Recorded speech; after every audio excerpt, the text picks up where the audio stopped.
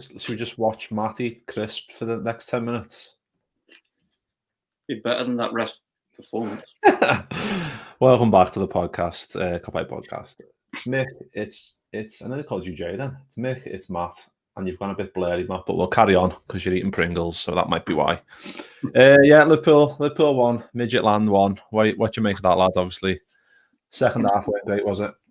I'm just confused. Like, I'm not like bummed because like we're through anyway. No big injuries apart from like Shimikas. That's we'll see what happens with that. I'm just confused at their penalty, to be honest. I thought he was offside. Yeah, we'll start from the beginning anyway. Obviously, a good start, 50 seconds or 55 seconds in or whatever. Yeah. 1-0 up. Obviously, Salah gets it, and he's now our leading Champions League goal scorer. Obviously, in the modern Champions League, one ahead of Stevie G. That was a boss little start, and I knew they'd come back into the game because obviously we had a lot of youngsters in there. Mm-hmm. And then, so I've got in my notes, the next note I've got is 32 minutes, and that's Fabinho clearing off the line. And obviously we touched on how good he is in the preview pod. He's just his positional sense is incredible, isn't it? For a centre midfielder who's moved into centre half just for the time being. He's just, when he went off at half time, we really felt it, didn't we? We really felt the drop off. Yeah. I mean, that's the biggest compliment you can give him, is that we looked a lot more fragile without him back there.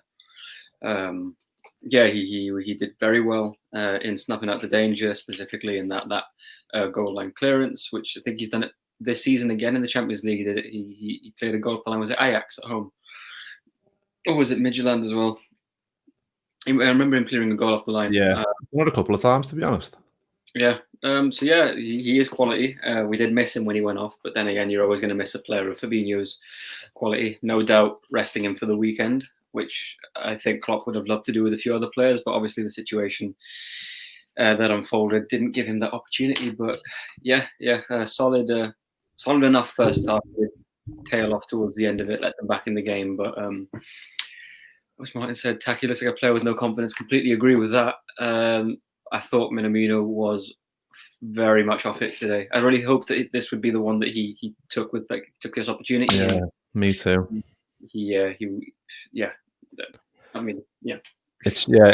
is just a confidence thing, isn't it? Like you could see, like I think it was the first half where we've got an attack breaking. Origi's got it on the right. Salah's busting a gut to run forward. He isn't even looking at Origi. He's running to try and make a run in behind, and Origi just plays it behind him. And you're like, it's just stuff like that where I'm trying to make excuses, but like you play with each other day in, day out. You should be used to like how you formulate an attacking pattern on a counter attack. So it's a bit difficult, but I agree with Martin there. What he's saying, like Taki just doesn't look at the races, and like we said, I don't know if it's a confidence thing or he's just not one of them players who need to run a games to kind of get himself into form. But at the minute, he just doesn't look like he's. I don't know what it is. What do you think it is, Matt, in terms of Minamino? Is it just a confidence thing? I think he's very easy to bully off the ball. He hasn't got any presence about him. I don't think he has the right position. I don't think he knows what his right position is. I don't think that today he didn't have the players around him that he would have had in the first team, and he's not going to get a chance in the first team, so he's not performing with the players that he has around him. So it's just nothing's going right for him at the moment, but only he can change that, and he doesn't look anywhere near good enough to change it at the moment, which is a shame. I don't know how he goes about fixing it, because pressing-wise, like this is the thing, like he presses really well, but then his challenges are weak. So that's to some extent him pressing. There's no point in him pressing because he's very easy. Once he clatters into you, he usually ends up on the floor and you end up going past him. So maybe I'm being a bit harsh on him, but I just don't see. There's not a part of his game right now that makes sense to me. Yeah, and that's the thing. It's hard to criticize him because he's, like you said, it's hard to tell if it's just a confidence issue or like he puts enough effort in, but it's kind of like Origi in the fact where he makes effort. It's like Is it just so it looks like he's making effort? I mean, I don't want to slag up Minamino off too much, but like for me, Origi, I'd definitely say like Martin said, flattered to deceive again. Like he's just, I mean, it's difficult. Like Dan said here, like glad the game didn't matter because that was the worst officiated game I've ever seen, including the Club World Cup final last year. And he's got a point, like the amount of VAR stops and stuff. It was 8 minutes added on. Yeah, like, it's just, apart from the fact that the decisions themselves, I didn't agree with. It's just how long it takes to make a decision. It's just it kills the game, and you just don't want to watch it. I was sat there just like, really, like I'm just looking at a referee's face for like 4 minutes. Like you're not even getting to see what's happening because with the penalty, it looked offside to me, and it still does look offside, and I can't find a photo with the lines anywhere. So in my opinion, until I see one of those photos, it's still offside. Yeah, well, did you watch on BT or? Yeah, but and they showed it for like a few seconds on BT. Yeah, and maybe I'm wrong, but the line looked weird to me. Like I was writing the match report, so I was writing whilst that photo was up, but I want to see that photo properly because I thought he was offside. But if he's on, he's on. Fair enough. But yeah, from that photo I seen very briefly, it did look like he was on. To be fair, like I mean, it's when you're seeing it like quickly after the goal, it was like, why is this being even considered? Because he's offside and he looked offside. But I think like benefit and doubt on that one. But yeah, it's just that how long it takes. Like it's just it drives me insane. It drives everyone insane, I'm sure. But it was just that was a sign of things to come in terms of VAR throughout the whole game. Obviously, after they get that goal, then 2 minutes later, Robbo and Hendo come on for Keita and Tsimikas, which is Tsimikas looked like he was injured, didn't he? So that's not great either because this was a game for him to kind of not forge his way into plans, but show how good he was. And you thought he was all right, but the fact that he's gone off looks like he's gone off injured. It's not great, is it? No, it's not. You got to feel for the guy. I mean, fortunately for Liverpool, the no more Champions League. I know it's still a bit of a heavy run in with Christmas, but hopefully it's not too bad. It is a bit concerning because he did go down holding, I think it was his knee, and he was testing out his knee, and it didn't look like it was a contact injury. It looked like something that he tweaked falling over, which is always concerning when you see what's happened to Ox particularly, because Van Dijk was clattered into, but Ox went down against Roma a few years back on his own. And he was out for a year, so you're hoping that doesn't happen to Tsimikas. But it's just it's scary when it's a knee injury because you know what it could be, and you know how easy an ACL can go.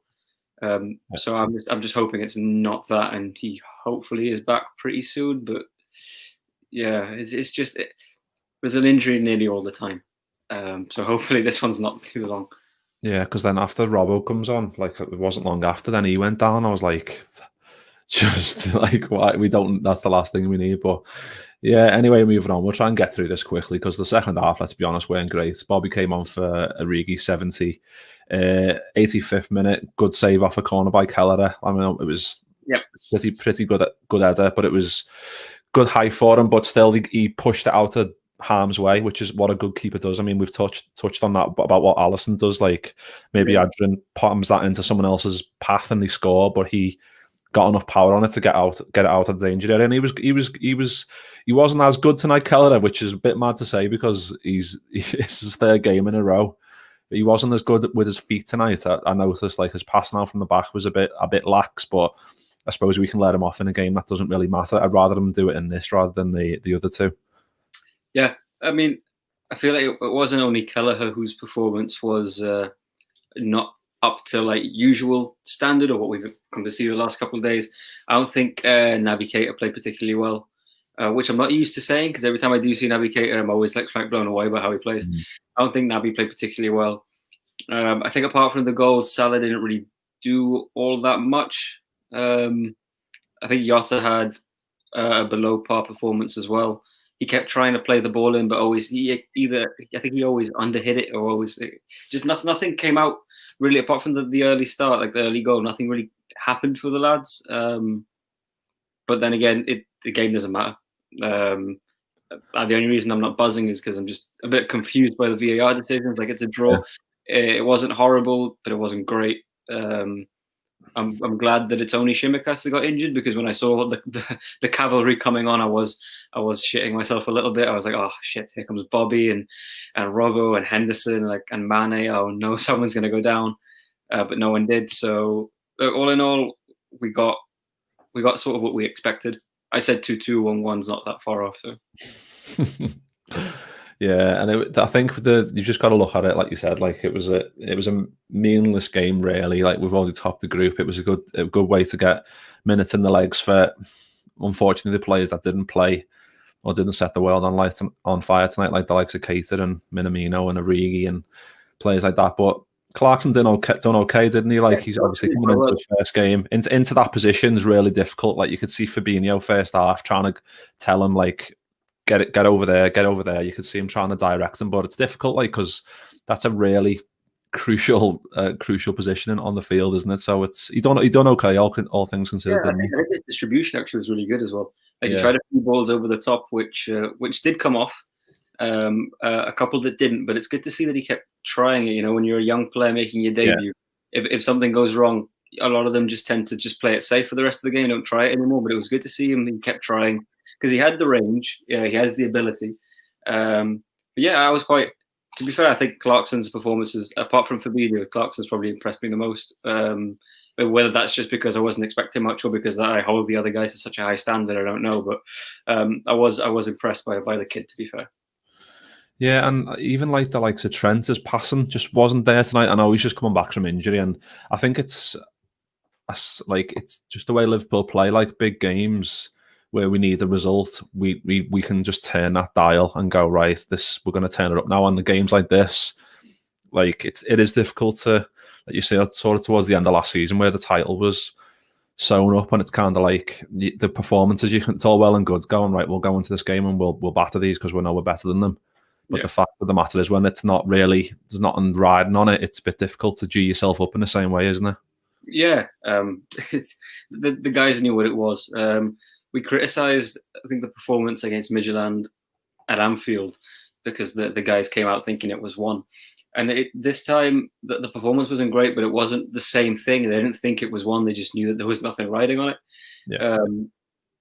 Whether Klopp had his eye on Fulham or not, and he clearly did because he rested so many players.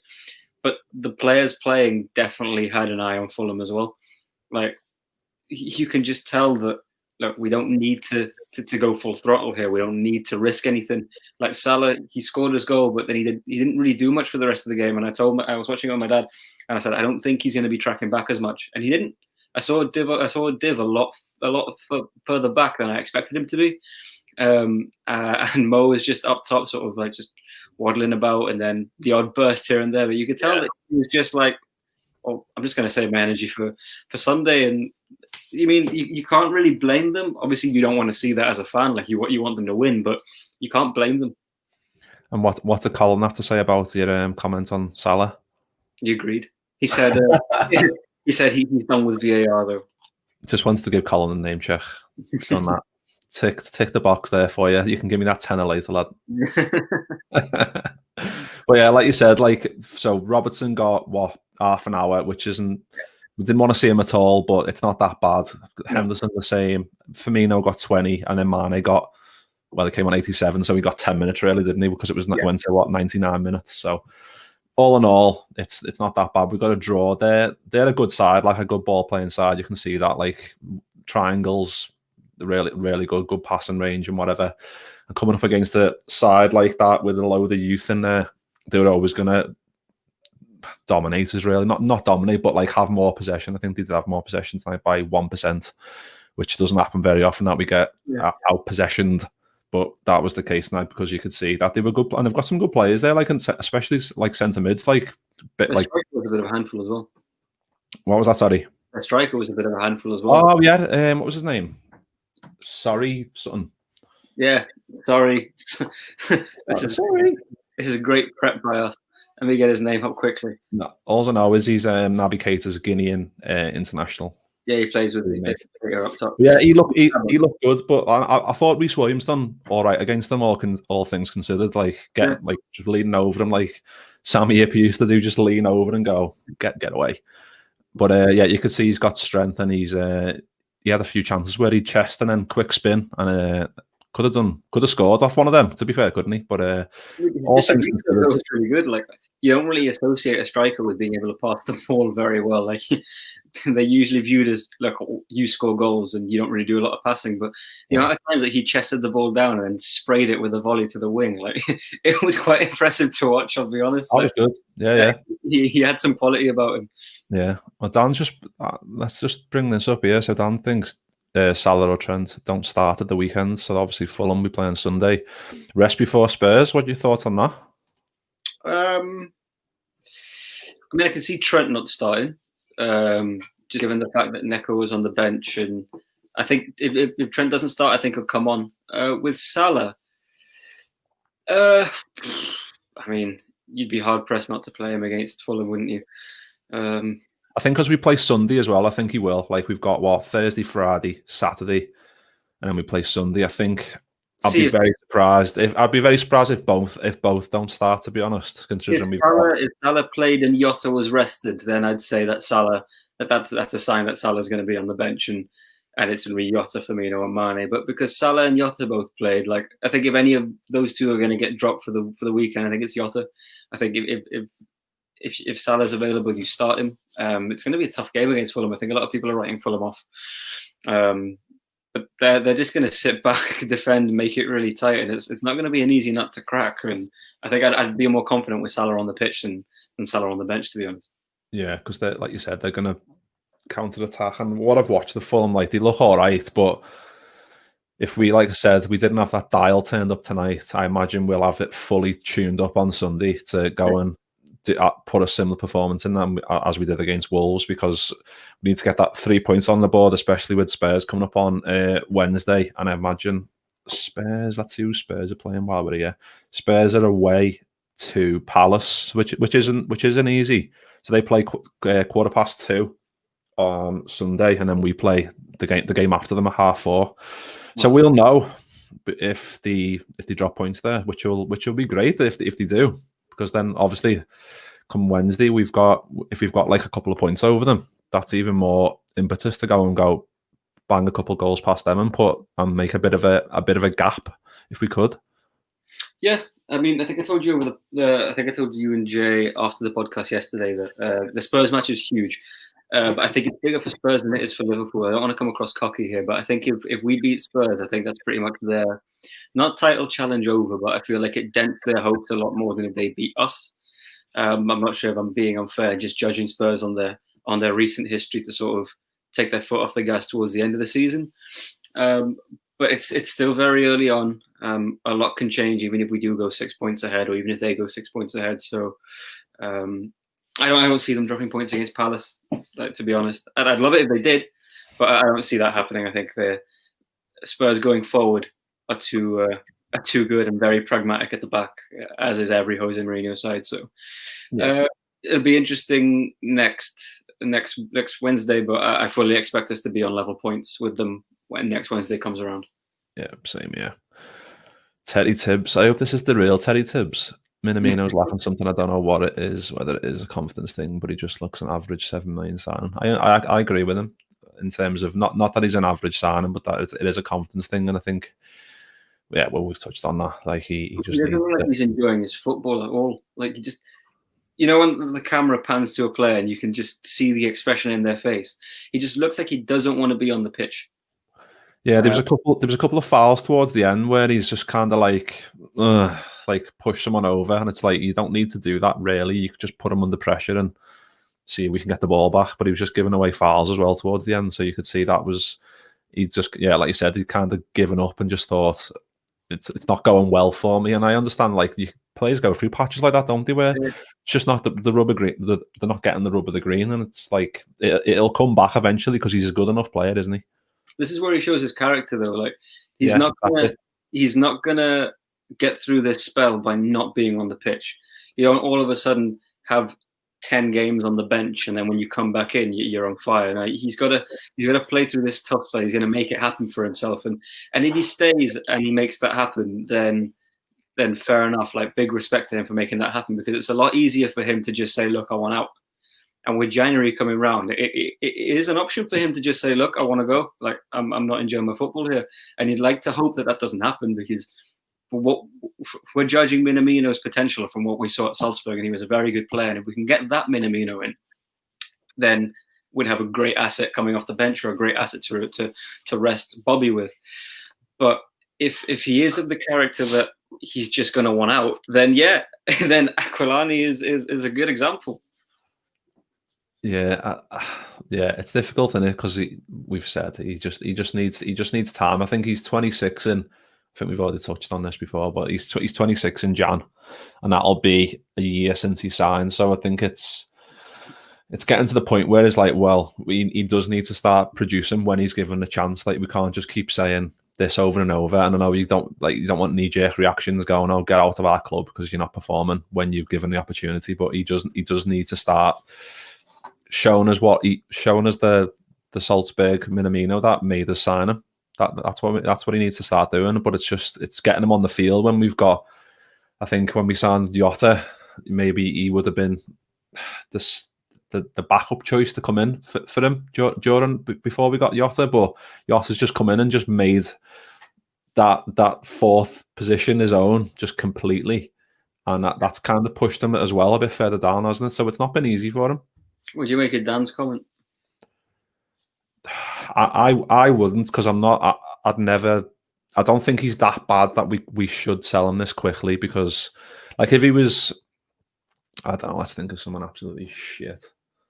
Christian Poulsen, someone absolute. You just look at them and go, they're horrendous. And I get Minamino's look like that a bit, but I think it's a confidence and a form issue rather than a quality, because we know and we've seen he's got quality. It's just giving him that time, and he's a squad player. Like, we signed him for cheap. Yeah, it's not like he was a 30 mil outlay and we're like, right, he needs to perform and there's more pressure on him. There's no pressure on him because we've got that many good forwards. You can come in as and when, but the fact that he's coming in as and when affects his form. So it's like, at what point is he just going to hit it and get a run of games and score a few? Then when he goes out the team and then comes back in, he can be on that same level rather than slowly sloping down again and having to build himself back up. That's the thing, isn't it? Yeah, I mean, judging by and it's weird that we're judging Minamino almost a year on from signing for what he was at Salzburg, but I feel like that's what we need to do at the moment. And judging by the player he was for Salzburg, he's worth more than 15 mil. So I wouldn't want to sell him for 15 mil. I would like to keep him because he has got that, or he looks like he had that potential. And with Klopp, like, if Klopp signs a player because he thinks he can do something with the player, and given Klopp's track record with not only our players, but the players that he developed at Dortmund as well, like your Royces, your Goretzkas, your Aubameyangs, your Lewandowskis. And I'm not saying that Taki's going to go and turn into Lewandowski or Götze, but he's definitely got the history of improving players. So if he can improve Taki from what Taki was at Salzburg and make him better than that, then he could be worth well in excess of 50 million. He could end up being a priceless squad player. So keep him. But regarding Origi, the thing with Minamino, even if we do sell him, we're going to make money on what we spent. That's the main thing, and that's, like, obviously Michael Edwards is an absolute genius. So that's the way it goes. If we can sign him for a fee that, even if in 12, 18 months' time they want to move on, because that could happen. Minamino could go right, go into Klopp and say, well, I'm not getting game time. Can you send me out? Well, maybe not loan, but like, can you get me out of here because I'm not enjoying it or whatever? And you can kind of see that on the field at the minute with them not getting game time. So yeah, I kind of agree with that one. But yeah, Terry's flying in with these comments here.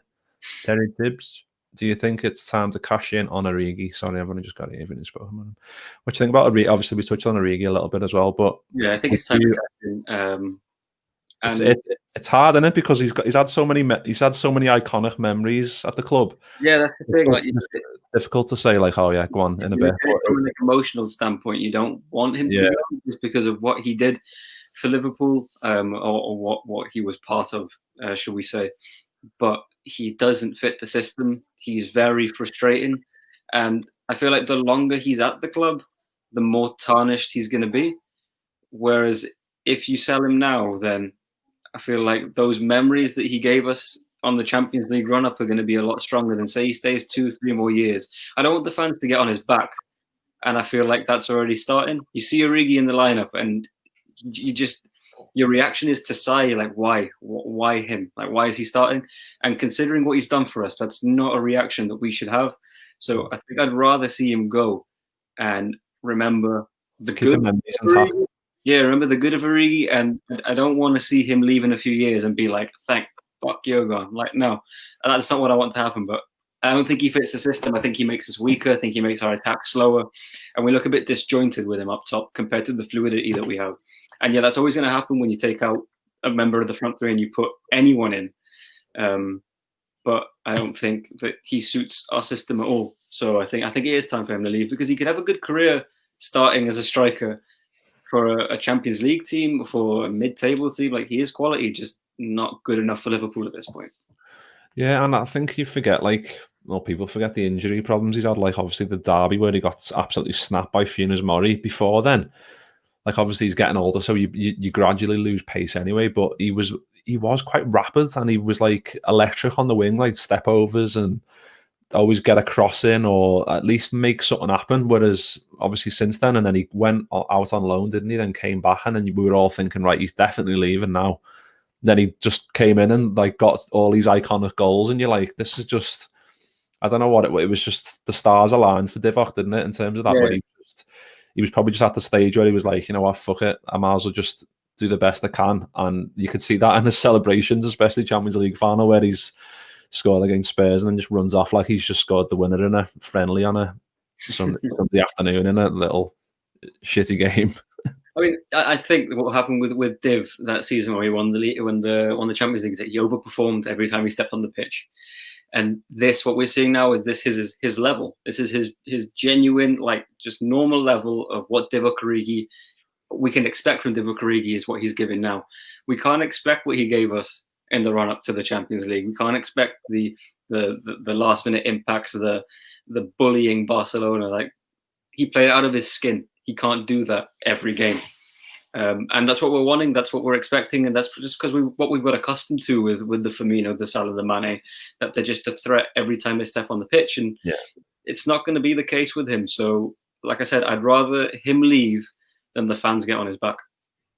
Yeah, and what's disappointing is we know he's capable. Like, I know you said, like, his level's lower than what he's shown in the games where he's been great, which I do agree with. But like, I think like the Everton game last year where we beat them 5-2, and like obviously Klopp threw out a mad lineup that we didn't expect, and he started, and I think he scored 2, didn't he? And it was just like, he dinked Pickford with it. That was brilliant, because he brought the ball down and just dinked Pickford. Like, that's like moments that make you think, wow. But then he has just games and games and games where you're like, what's going on? Just major inconsistencies, isn't it? I think that's the thing, and I think it's bound to creep into obviously we've severely depleted squad, but we've got loads of attacking players. So like, even like the likes of Oxlade-Chamberlain are going to find it difficult to come back in and find like a run of games where they can perform. Obviously, Neil Williams has had that chance because he's our backup right back, and so is Kelleher because he's now looks like our backup keeper. In those positions where we've only got 2, it's easier to kind of come in and go, right, there's no one else pressuring me for this position. I can come in and know up until the point that the main fella's back, this position's mine. So it is a bit difficult, but it's just like Klopp signs players based on, well, partly how strong they are mentally, and I think some of the ones that we've got aren't quite up to that level, and I think that might be why we might see a bit of movement in January. Obviously, we'll see some movement coming in, but in terms of going out, do you imagine? Would you say would if you got offered, say, I don't know, 20 mil for Origi in January, would you snap your hand off? I mean, it's January's just a different question altogether, isn't it? Yeah. If you get offered 20 million for Origi in the summer, then you're taking it. Yeah. But if it's 20 million in January, on the condition that we bring someone in, I'd take it. But if we're just losing Origi and not replacing him, I think I'd rather keep Origi, just because we've seen how thin the squad can get at the back. Yeah. And all it takes is all it takes is the squad to get thin up top, and then we're going from hoping that Origi leaves or wanting Origi to leave to just wondering why the hell did we sell Origi. So I wouldn't take 20 million, Jan, and to be fair, I wouldn't let him go unless we brought someone else in, just because Shaq's injury prone. Anything can happen to anyone. Like Van Dijk went down with an ACL a couple of weeks later. Gomez going down with an ACL, and it could happen to Mane and Salah like 2 weeks apart, and then we're looking very thin. So I wouldn't sell him without a replacement. Yeah, well, we'll leave it there, shall we, Matt? Because we could go through every player and just go, would you sell them in January? Anyway, let's get back to Midtjylland a little bit. Who would you say man of the match was? I like Clarkson's performance. So for me, I'm going to say Clarkson. Yeah, I just don't think you can look past Fabinho, to be honest. Just like clearance off the line, he's just an absolute. And like, I know it was probably prearranged to take Fabinho off at half time and then give Kopite a game, but he looked like it's harsh to say he looked shaky. Maybe it isn't harsh, but like he looked a bit, his passing weren't great, which is what I've seen him previously. His passing's looked a lot better than that, so that was a bit of a shame. But we've got another comment here from Dan. Who do you not want? I think we'll get in the next round. A bit clear the options now. I can see he's getting Leipzig with like Lazio. Don't want Atletico if they go through. Yeah. Who would you want, Matt? I don't want Bayern or Atletico. I don't really care about anyone else. Yeah, Atletico are just pragmatic in the extreme. Like Atletico, we ruined the Champions League final to win the Champions League. That's what we did. We scored a penalty and then just went, nope. That's what Klopp did against Spurs. Atletico ruined Champions League seasons just to try and win it. And they'll stifle anyone. So I don't want Atletico last year. I don't want them this year. Who do I want? Can we get an English club yet? Or do we have to wait until the quarters to get an English club? I think it's quarters, I think. I mean, if we can get an English club, I'd like to knock out City straight away. But I'll take Madrid now. If Madrid go through, I want Madrid. Oh yeah, I'll take Madrid. They are looking horrendous, aren't they? At the moment? Want Madrid. Yeah. I mean, give me Real Madrid. I'll take Real Madrid. Yeah. Anyway, we'll leave it there because we could just ramble on all night about different kind of stuff. So we'll be back on. We've got a Fulham fan with us on Saturday, which is 1 o'clock our time, 2 o'clock Matt's time, because he's a little Gibraltarian living it large over there. Yeah, he's a Fulham fan and a Red Sox fan, so we might ask him a few questions about John Henry while he's in the vicinity. Exactly. You know, I spilled wine. What? I spilled wine on John Henry. Did you? Yeah, I worked as a bartender in Anfield, and I had the tray of wine. And lost balance, and I drenched the owner. So that's why I didn't get the big break at Anfield, is it, lad? Yeah, that's it. Because of that. Right, we're getting out of here. We'll see you on Saturday afternoon for a little Fulham preview. See you in a bit. Yeah,